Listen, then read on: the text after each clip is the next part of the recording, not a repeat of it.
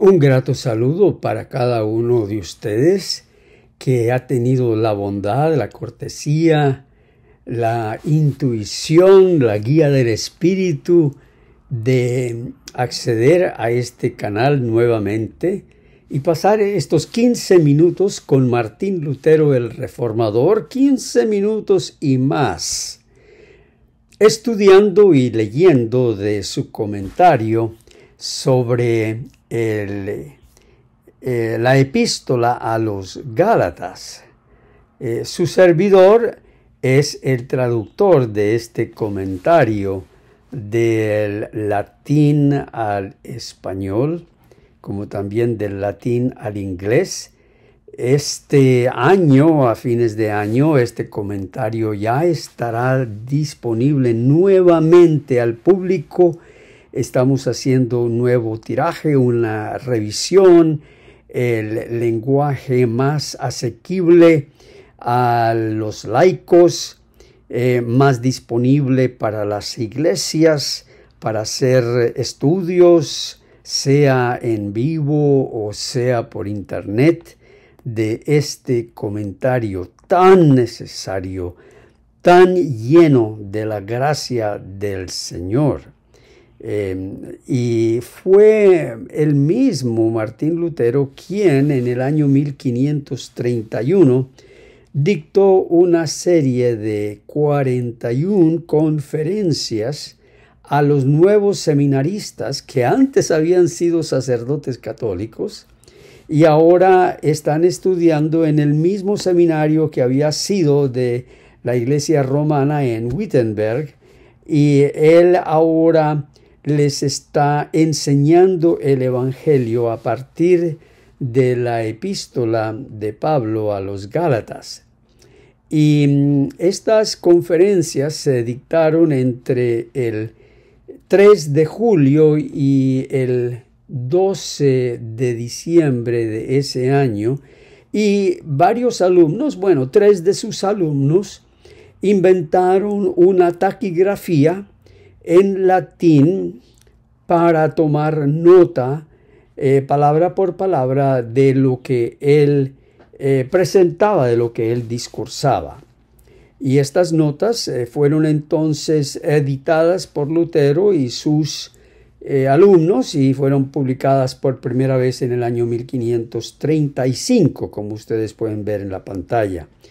Y es en el año 2011, increíble que ya hace casi, más de 10 años que este comentario se publicó en español y ahora se va a republicar por una casa publicadora que se llama 1517.org, y el comentario estará disponible en Amazon, Barnes & Noble y otras casas publicadoras. Pero vamos directamente en lo que hemos estado leyendo.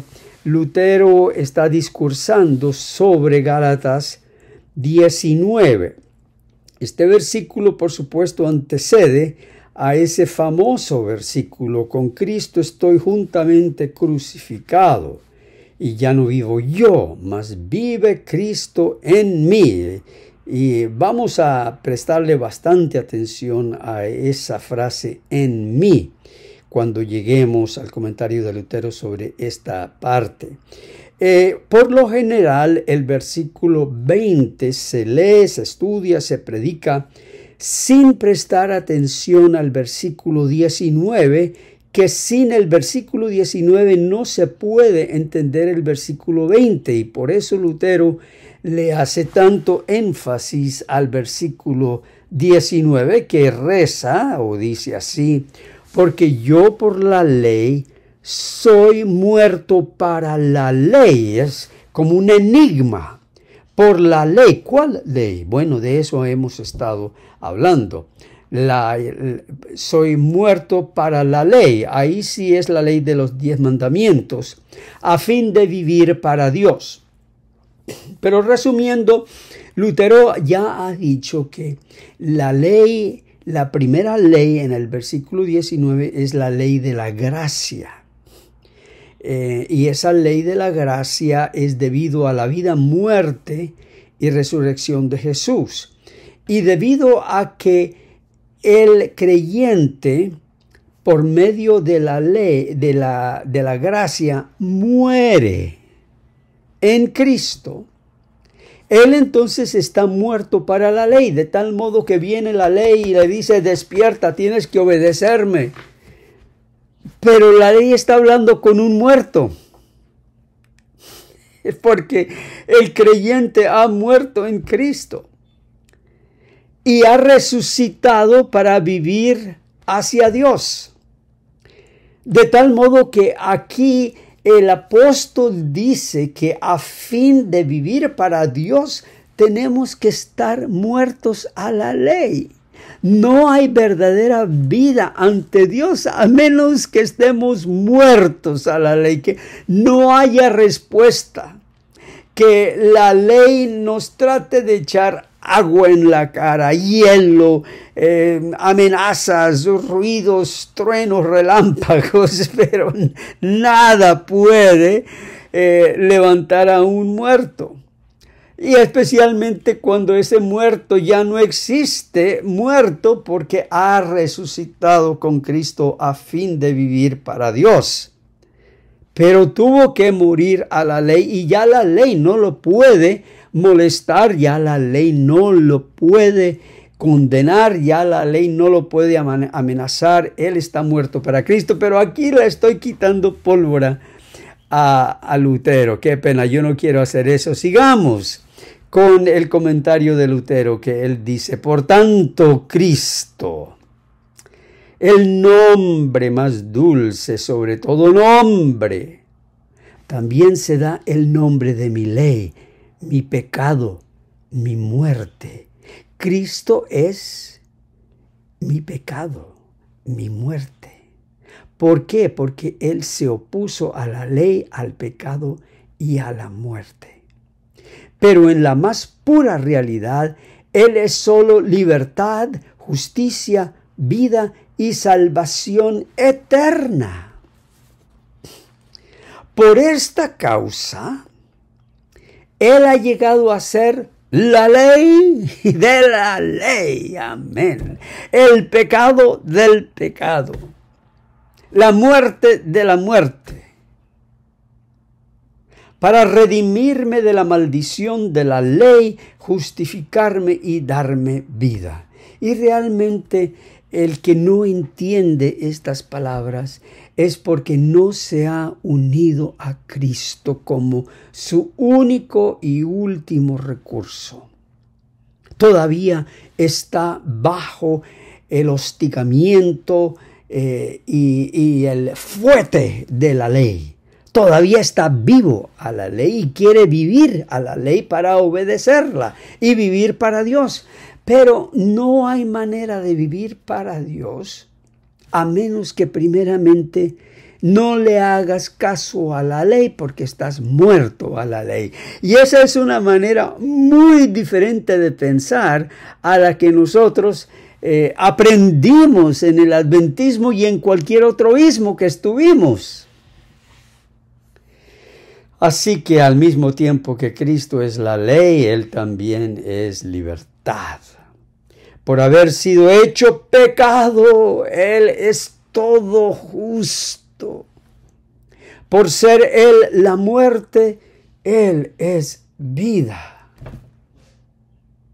Al permitir que la ley lo acusara, el pecado lo condenara y la muerte lo devorara, abolió la ley. Ay, esas son palabras que no le gustan a los adventistas y a muchos otros legalistas. No les gusta la frase abolió la ley.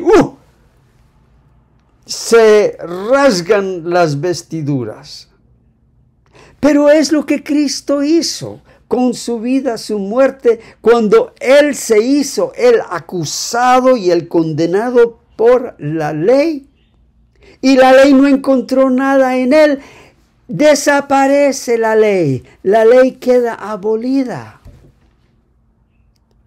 Y esto lo veremos más y más claramente. Así que Si me acusan a mí de decir que yo estoy predicando que la ley está abolida, pues primero se la tienen que ver con Lutero y luego con Pablo.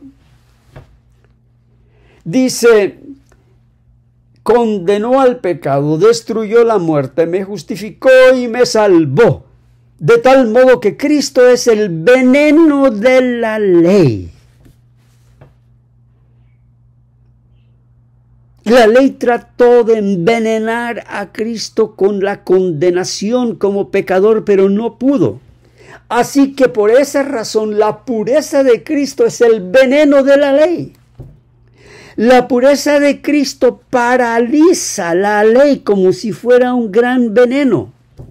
Y el que cree en Cristo hace lo mismo. La fe en Cristo paraliza la ley.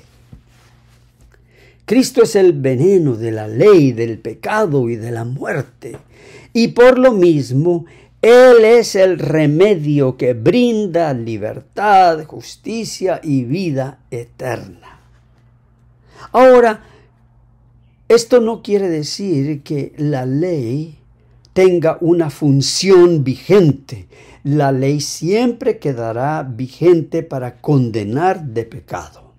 El apóstol Pablo en otro lugar dice que la ley es para el injusto, es decir, el que no ha sido justificado por Cristo, por su justicia, siempre seguirá siendo injusto, y la ley le seguirá diciendo, eres injusto, eres un perverso, eres un malvado, no importa cuánta obediencia tú me trates de rendir, nunca me das la que yo quiero. Pero Cristo es el remedio que brinda libertad, justicia y vida eterna. Este modo de hablar es propio solo a Pablo y está repleto de consuelo. De igual manera, en Romanos 7, él contrapone la ley del Espíritu contra la ley de los miembros. Debido a esta extraña pero maravillosa manera de hablar, penetra más fácil a la memoria y se pega más rápidamente. Además, cuando dice, yo por la ley soy muerto a la ley, es decir, está aquí citando nuevamente el versículo 19. Yo por la ley soy muerto a la ley. Suena más dulce que si dijera, yo por la libertad soy muerto a la ley. Porque pone ante nuestros ojos, por así decirlo, como si la ley estuviera luchando contra la ley. Como si dijera, oh ley, oh ley, si puedes, acúsame, átame, atérrame, oprímeme, pero pondré sobre ti otra ley, es decir, otro verdugo que te acusará, atará, espantará y oprimirá. Y ese verdugo de la ley es Cristo. Y solamente Pablo tiene esta manera de hablar. Ciertamente eres mi verdugo, pero te tengo otro verdugo, el mismo Cristo, que te atormentará hasta que mueras. Cuando tú estás así atada, atormentada y oprimida, entonces es cuando yo estoy en libertad. Claro que sí. Porque cuando la ley ya no nos puede amarrar en sus infinitas exigencias, y que nadie dude de eso, que las exigencias de la ley son infinitas. La ley no se cumple con meramente ir a la iglesia el sábado de mañana con el folleto del himnario y la Biblia de abajo al brazo. La ley no se contenta con eso. La ley te va a mirar cuando llegues a la iglesia a quién estás criticando, a qué mujer estás mirando, a qué niño estás regañando. La ley va mucho más allá de lo que tú piensas. Así que cuando tú estés pensando que obedeces la ley te exige más y más y más obediencia. Entonces, Cristo viene y con su pureza, su amor, su perfección ata y responde a todas las infinitas exigencias de la ley, porque Él es infinito. Él pone infinito sobre finita. Y aunque las exigencias de la ley son infinitas, la ley en sí es finita. Esa es otra paradoja. De igual modo, de igual manera, si el diablo me azotare, que lo va a hacer, especialmente si tú crees de esta manera, el diablo te va a azotar. Pero si el diablo me azotare, tengo un diablo más poderoso que a su vez lo azota y vence. Ese diablo de la ley es Cristo. Porque solo Cristo puede acusar a la ley. Solo Cristo, con su perfecta obediencia y pureza, puede acusar a la ley de no tener bondad, de no tener misericordia. Porque eso es lo que la ley no tiene. Ese es el defecto de la ley. Si la ley de Jehová es perfecta en sus exigencias, pero tiene una gran imperfección, y es que la ley no te puede dar perdón. Por eso dice el himno: ¿quién me puede dar perdón? Solo de Jesús la sangre. Así que ustedes ven que la ley no puede dar perdón, y Cristo es el pecado de la ley, es el veneno de la ley, es el diablo de la ley. De tal modo que la gracia es una ley, no para mí, pues a mí no me encadena, sino que encadena a mi ley, a la ley de los 10 mandamientos. Esta ley queda tan atada que ya no me puede herir. Por tanto, Pablo nos aparta los ojos de la ley, del pecado, de la muerte y otros males, para voltear nuestra mirada a Cristo. Y desde allí podamos admirar este feliz conflicto. La ley impugna contra la ley, luchando por mi libertad. El pecado lucha contra el pecado para llegar a ser mi justicia. La muerte lucha contra la muerte para que pueda dar la vida. Cristo luchando contra el diablo y el infierno para que yo pueda ser un hijito de Dios. Porque de los tales es el reino de los cielos. Alabado sea el Señor. Esta promesa es para ti y para mí. La gracia del Señor sea sobre ti, y que goces que en Cristo tus pecados han sido eternamente perdonados. Alabado y glorificado sea el nombre del Señor Jesús. Amén, ahora y para siempre.